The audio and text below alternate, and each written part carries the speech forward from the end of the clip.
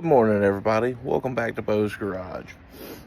Today's video is going to be a little short and sweet, and that's just because, honestly, I didn't have time to film last night. So I'm knocking something out before we go in this morning.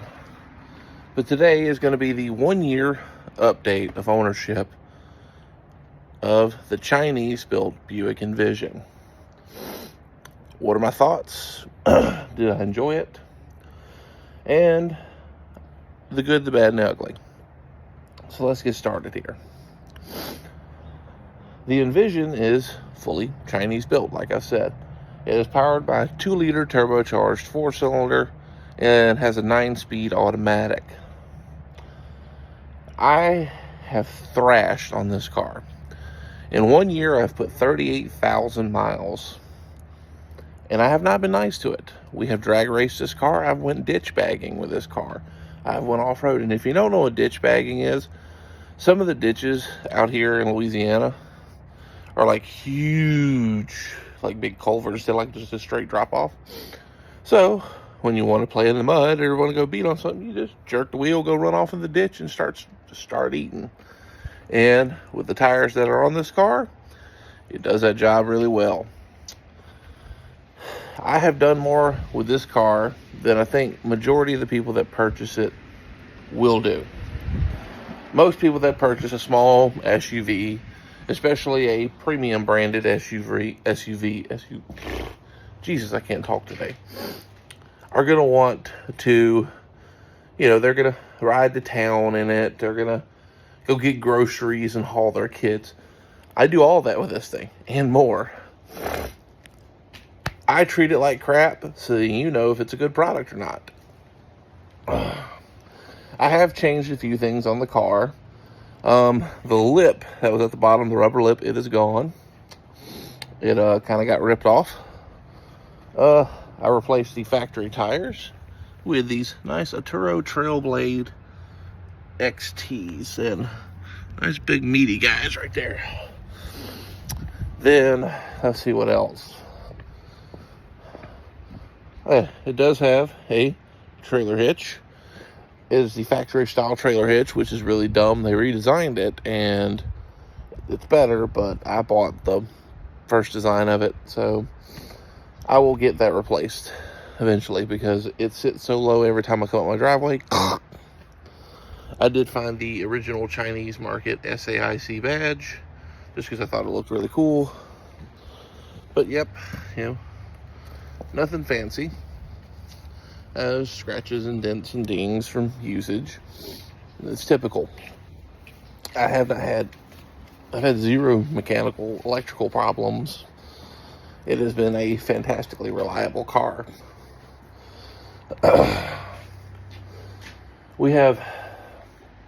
And I bought this car kind of on I need reliability. And a lot of people called me crazy for buying it. One, because it was Chinese, and two, I had a Honda Civic I was replacing. The Honda Civic I had was the most un-Honda Honda Civic that's probably ever come off an assembly line. It was horrible. Electrical problems, overheating problems. It was not a reliable form of transportation. On top of that, fitting all three of my children, it was very tight in the car. So then there's the safety aspect of that. So with those things in mind, I went to hunting. But I wanted something that had everything I needed and nothing extra. Well, lo and behold, I look at these. Working at a General Motors dealership, I knew these cars were pretty reliable. You never saw them come in. The first model year, the 2021s, they did have some trouble with the IPCs or clusters.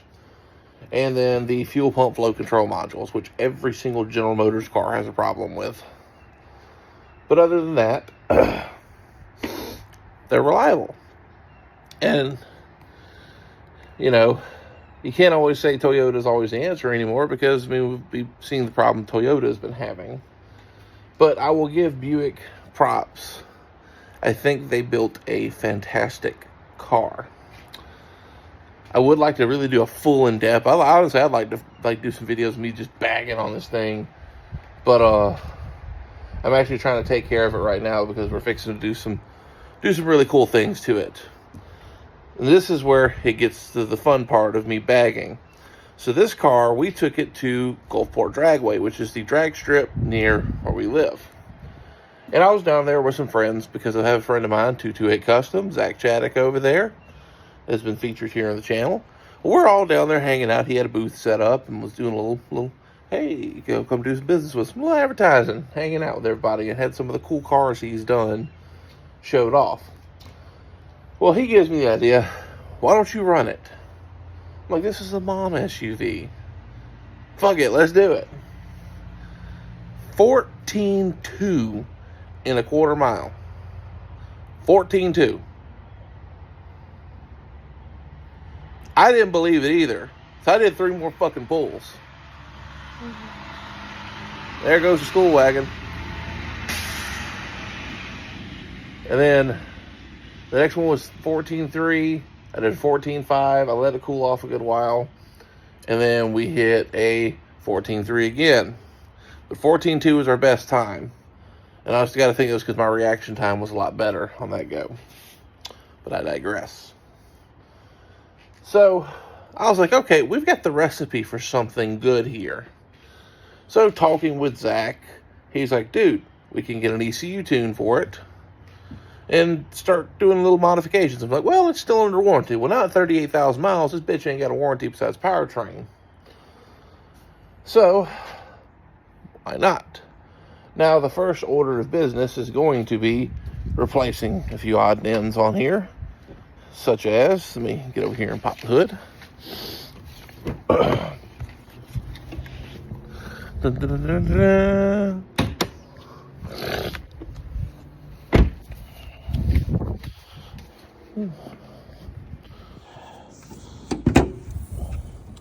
All right, so I removed, there was this huge baffle that goes on the intake tube. I removed it, and I just kind of half-assedly plugged it, but it helps. Factory air cleaner out, carrying it in. We're going to replace this intake tubing.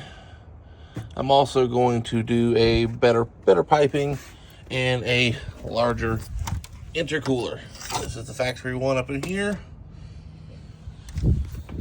I want to do a larger water-to-air intercooler.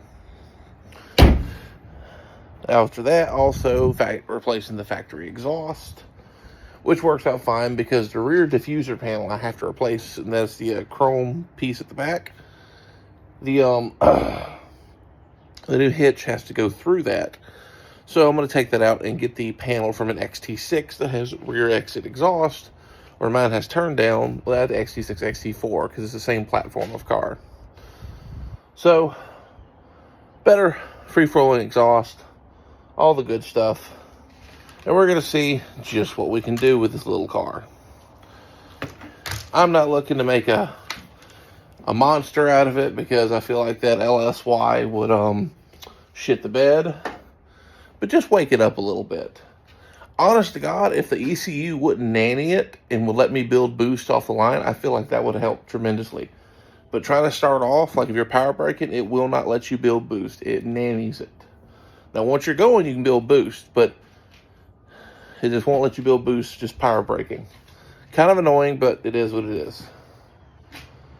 But, yeah. All in all, if you're looking for a small SUV that's going to haul your kids, you can pull a little bit behind it, you know, an all-wheel drive system that's going to do great in slick terrain. I have never driven it in snow yet, mainly because it doesn't fucking snow here. But I do know in mud this thing will get down and go. So, 10 out of 10. Would recommend again. The only thing I would say I would recommend is the new facelift of this car, because they got rid of the push button shifter and it has a column shifter again. I like that. I fucking hate the center console push button shifter, but that's just me. I'm a little old school. But anyway, thank you for watching.